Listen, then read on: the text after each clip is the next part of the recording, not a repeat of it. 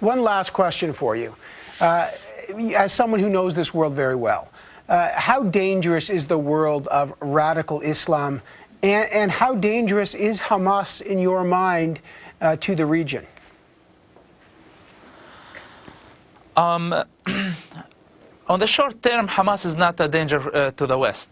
Hamas is not interested in carrying an attack outside of Palestine. Their priority number one, to destroy Israel, not to destroy America. But one day, if Hamas is in charge and they take control of nuclear weapons, I tell America to be, and the West in general, to be concerned about something like this.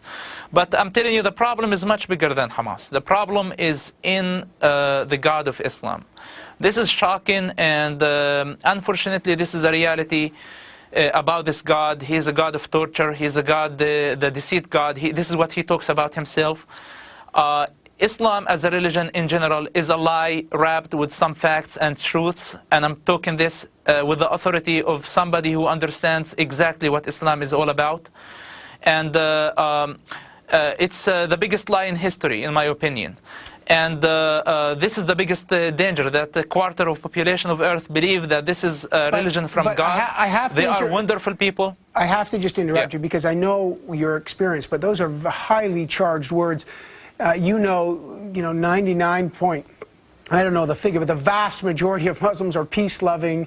Here in Canada, our Muslim population is the same as any other religion. So, those are very inflammatory words about. I know you've converted to Christianity, but that's pretty inflammatory. Yeah. Yes. This is a good point, and what I'm trying to tell you here, that your problem, my problem, the world's problem is not with Muslims. And Muslims, the majority of Muslims are great and wonderful people. They are my people.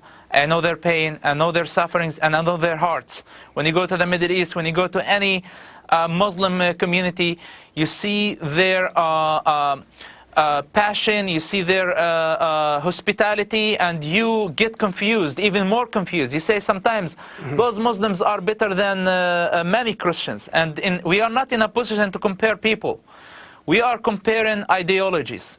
And I'm telling you that the minimum Muslim, the most criminal Muslim or terrorist has a minimum of morality, responsibility, logics more than his God. If you read the Quran, if you allow yourself to understand what the Quran is all about, you're going to figure this out yourself.